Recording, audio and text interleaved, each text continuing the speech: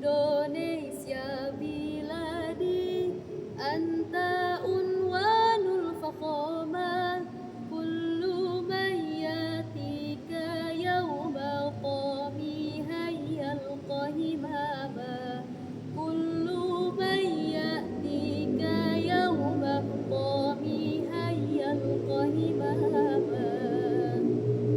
Assalamualaikum warahmatullahi wabarakatuh. Bismillah, alhamdulillah, salatan wassalaman ala rasulillah, amma ba'd. Dewan Hakim yang arif nan bijaksana, hadirin seiman dan seagama yang berbahagia. Berdasarkan hasil survei penduduk tahun 2025 dari Badan Pusat Statistik menyatakan bahwa sebanyak 67,58 juta jiwa penduduk Indonesia masuk dalam kategori pemuda. Angka tersebut porsinya mencapai 24% dari total penduduk Indonesia. Dalam konteks kemerdekaan, peran pemuda sangatlah diperlukan untuk bertempur melawan penjajah dengan sekuat tenaga, bercucuran darah dan keringat, mempertaruhkan nyawa demi merebut negara kesatuan Republik Indonesia. Adapun dalam konteks Islam, pemuda adalah sekelompok masyarakat yang peka dan paling cepat dalam merespons keadaan, terutama dalam hal memperjuangkan bangsa. Oleh karena itu, pada kesempatan kali ini, izinkanlah saya untuk menyampaikan sebuah uraian hikmah yang berjudul Peran Pemuda Islam dalam Memperkokoh NKRI. Allah Subhanahu wa Ta'ala berfirman dalam Al-Quran Surah Al-Baqarah ayat 126. A'udzu billahi minasy syaithanir rajim. Bismillahirrahmanirrahim. Wa idh qala Ibrahim rabbi ij'al hadza baladan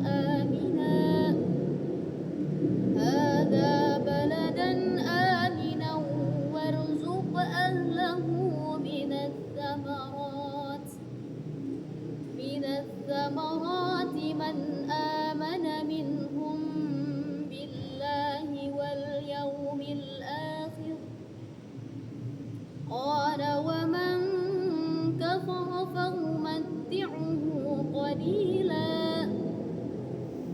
fa'umatti'uhu qalilan thumma adtarruhu ila 'adzabin nar wa bi'sal masir.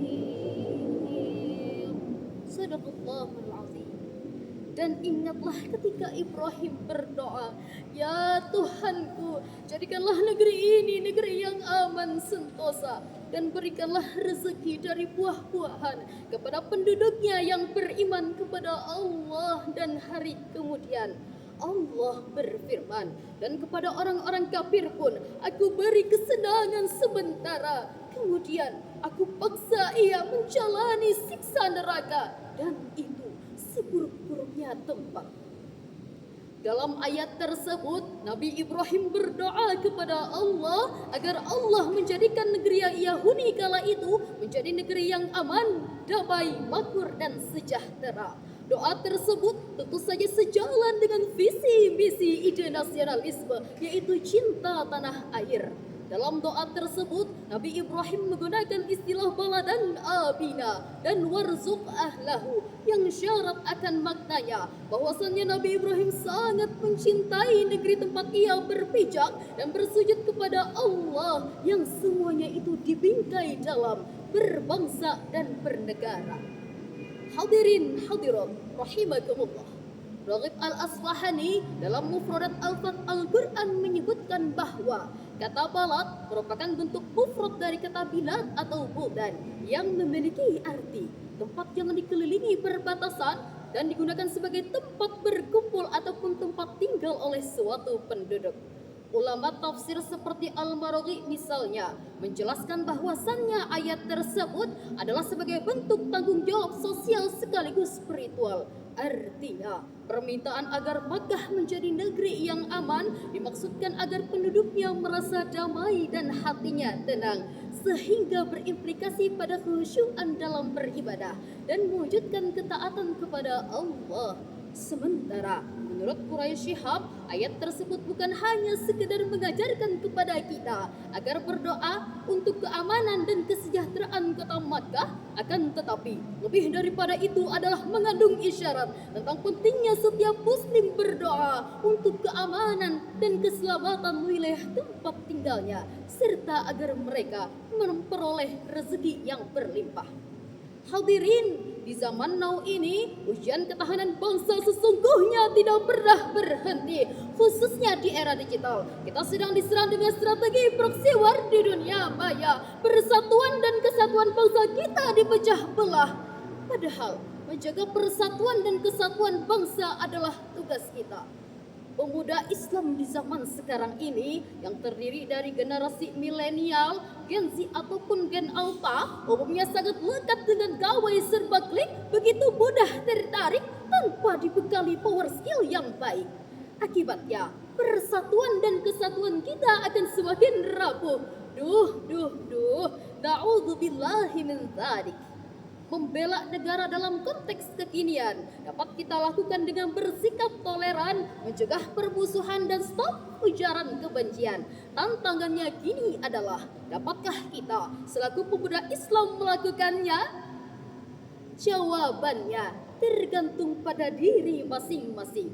Namun hal penting yang harus kita ingat adalah kita sebagai pemuda Islam harus tetap bersikap optimis dan tidak berhenti melakukan langkah-langkah perbaikan menuju suatu kebaikan, sebagaimana sabda Rasulullah sallallahu alaihi wasallam. An Abi Mas'ud radhiyallahu anhu qala Rasulullah sallallahu alaihi wasallam, man dalla ala khair falahu mithlu ajrun fa'ilih. Dari Abu Mas'ud radhiyallahu an berkata, Rasulullah sallallahu alaihi wasallam bersabda, barang siapa yang menunjukkan suatu kebaikan, maka ia akan mendapatkan pahala seperti pahala orang yang melakukannya. Hadis riwayat Muslim.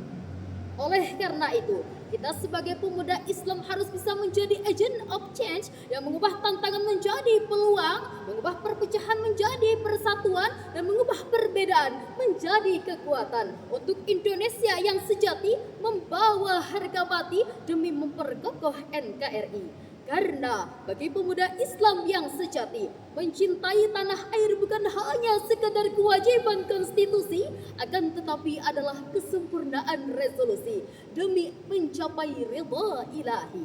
Sampai di sini uraian hikmah ini, semoga terkenang di dalam hati. Ayo sama-sama kita bersuara pada mereka agar kita semua hidup makmur tentunya. Ayo kita sama-sama pikirkan solusinya agar Indonesia kita jaya, jadi agent of change saja, membawa perubahan, pencegah kegaduhan, penyatu perbedaan menjadi kekuatan.